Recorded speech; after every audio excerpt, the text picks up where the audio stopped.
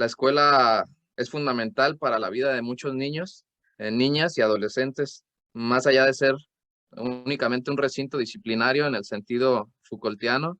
Y su cierre, el cierre de las escuelas, pues agudiza muchas problemáticas, algunas puntualizadas por la Secretaría de Gobernación en un informe dado a conocer el 13 de agosto de este año, en donde señala que las afectaciones más graves que están atravesando los niños pues son afectaciones en las etapas de desarrollo y salud mental por falta de convivencia comunitaria y por segregación social, en su proyecto de vida por la deserción escolar y por el incremento de la desigualdad, vulnerabilidad ante la violencia familiar, el incremento de homicidios y embarazos en menores de edad. Estas son algunas problemáticas pues que se agudizaron con la pandemia, ¿no?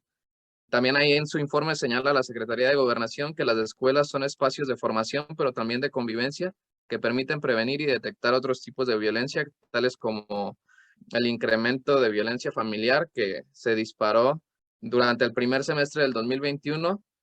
Se generó un aumento del 24% respecto al mismo periodo del año anterior. 81.6% de las víctimas de este delito fueron niñas y mujeres adolescentes.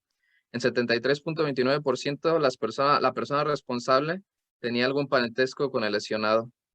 Se han registrado en junio los máximos históricos. También ha habido embarazos de niñas y adolescentes. En 2020, 373.661 nacimientos de madres adolescentes, de los cuales 8.876 son hijas e hijos de niñas menores de 14 años.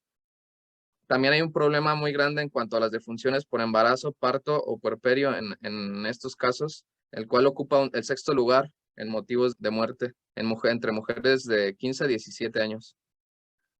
También ha habido un aumento en la tasa de suicidios de 12% entre 2019 y 2020, llegando a un máximo histórico con 1.150 casos. Los suicidios de niñas y niños entre 10 y 14 años aumentaron 37% y 12% en adolescentes mujeres entre 15 y 19 años.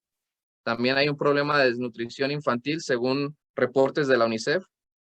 Desde el comienzo de la pandemia, se han perdido más de 39.000 millones de comidas escolares en todo el mundo debido al cierre de las escuelas.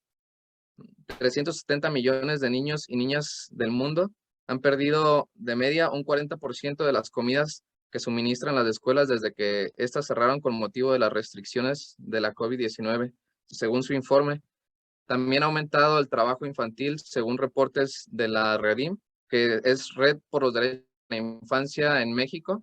Tania Ramírez, su directora, detalló en nuestro país, 11.5% de la población infantil de entre 5 y 17 de edad realizaba actividades laborales en 2019, aunque se estima que debido a la pandemia la cifra se habría elevado a 3.5 millones. Esto es más grave cuando vemos que el 93.8% de los niños, niñas y adolescentes que trabajan están en una ocupación no permitida. Más de la mitad, 52.5%, enfrentaba hasta antes de la pandemia condiciones laborales que resultan peligrosas para su integridad, y 1.51 millones realizaba quehaceres en el hogar peligrosos o no adecuados. Bueno, es para poner en contexto la gravedad de lo que está significando la deserción escolar en nuestro contexto y en esta crisis de los cuidados. En esta gráfica podemos ver el número de personas inscritas en el ciclo escolar 2019-2020, representado por rangos de edad.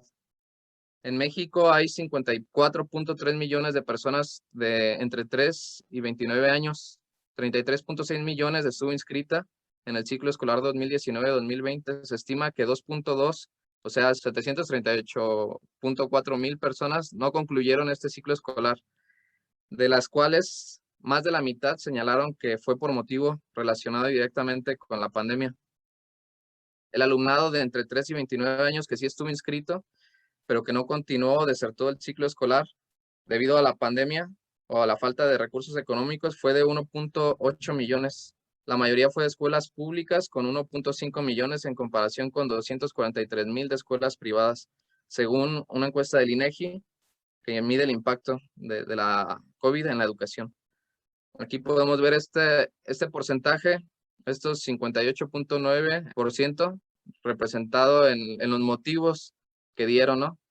el 28.8% porque perdió el contacto con sus maestros o no pudo hacer las tareas, 22.4% porque alguien de la vivienda se quedó sin trabajos, y estos fueron los principales motivos según la encuesta.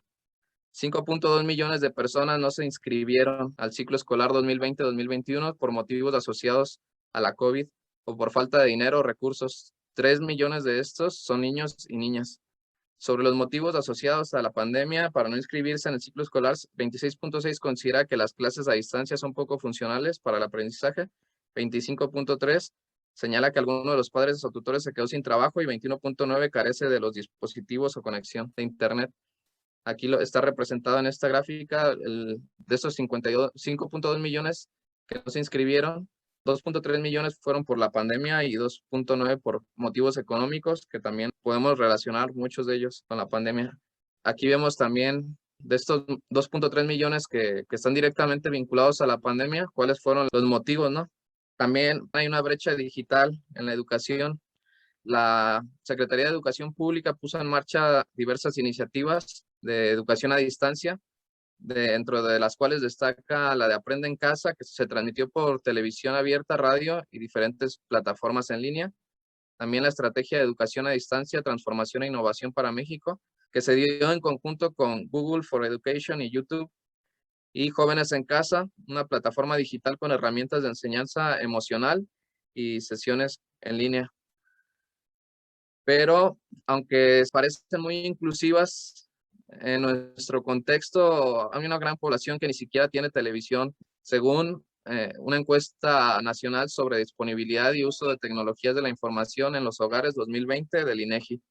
Según esta encuesta, en México se estimó que una población de 84.1 millones de usuarios de Internet aumentó respecto al año anterior muy poco relativamente, y no se ve que el aumento esté vinculado realmente con la pandemia, pero aún así, a pesar de este aumento, pues México se encuentra en una posición muy baja respecto a los usuarios de Internet en comparación con otros países. Cada aspecto, raza, clase, género, va también significando un aumento en esta brecha digital. Los tres principales medios para la conexión de usuarios de Internet en el 2020, el año pasado, fueron el celular inteligente con 96%, la computadora portátil con 33.7% y el televisor con acceso a Internet, el 22.2%. Hubo un aumento de todos estos dispositivos con respecto al 2019, según esta encuesta del INEGI. Y si vemos en los sectores educativos, en la primaria, secundaria, media superior y superior, pues fue la distribución que dieron los usuarios, ¿no? Para seguir las clases en línea. Esto durante el ciclo 2019-2020. Y hubo un cambio no tan significativo en el ciclo escolar 2020-2021. Se ve que aumentó el acceso a computadoras portátiles y disminuyó el celular y aumentó la computadora, el uso de la computadora portátil. La mayoría de las familias tuvieron que hacer un gasto, pues para tener acceso no solo a la educación, sino a los trabajos, etcétera, al comercio, incluso que muchos negocios ahora están trabajando en línea también. Entonces, estos fueron algunos de los gastos que se hicieron según la misma encuesta del INEGI, que mide el impacto del COVID. En 98.7% de los niños en edad preescolar reciben el apoyo. No únicamente se trata del acceso a estos dispositivos, sino también quién se hace cargo del apoyo para la educación, ¿no? El 98.7% de los niños de edad preescolar recibieron apoyo de alguien para realizar sus actividades. Aquí también lo importante sería pensar en ese 1.3%, ¿no? Que en esa edad que no recibieron apoyo, y cómo eso va a tener un grave impacto en sus vidas. El 93% de los que cursan primaria y el 51.7% de quienes se encuentran en secundaria. En todos los grupos, el acompañamiento por mujeres es entre 9 y 8 veces mayor al que realizan los hombres. Aquí está la gráfica según el INEGI, el porcentaje de personas, de niños que ocuparon apoyo. Pues vemos una desigualdad terrible en estas cifras. Y pues para finalizar, una reflexión sobre las condiciones para el regreso a clases según los datos que disponemos. Según esta encuesta del INEGI, más de la mitad de la población de entre 3 y 29 años tiene mucha disponibilidad para asistir a clases presenciales. Aquí están en porcentajes y en rangos de edad, pero hay varias recomendaciones. Una que encontré, no porque sea la más adecuada, pero del Banco Interamericano de Desarrollo, recomienda que se asegure el acceso a lavamanos, el distanciamiento físico en las aulas, mantener las escuelas limpias y desinfectadas, así como asegurar que los alumnos y docentes lleguen y se mantengan saludables en la escuela. De estas recomendaciones, pues algunas que parecen muy sencillas, pues algunas se ven complejas en nuestro contexto. El acceso a lavamanos, por ejemplo, muchas de escuelas no tienen agua, el 27% de escuelas antes de la pandemia carecían de este servicio. Casi un tercio de las primarias y secundarias y una quinta parte de las preparatorias y bachilleratos carecía de agua potable y de lavamanos antes de su cierre. Según el documento de las principales cifras del Sistema Educativo Nacional 2019-2020 de la Secretaría de Educación Pública.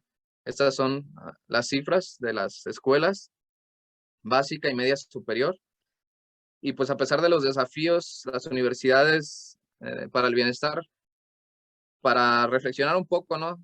No es proselitismo ni mucho menos, pero a pesar de los desafíos, las universidades para el bienestar Benito Juárez García mantienen una creciente demanda de ingreso y reportan una de las tasas más bajas de abandono escolar durante la pandemia, afirmó la directora general del organismo coordinador, Raquel Sosa Elizaga. Hay también críticas al gobierno. Algunos han señalado que se ha optado por operar un retorno a las escuelas desde arriba, aunque hay otras opciones.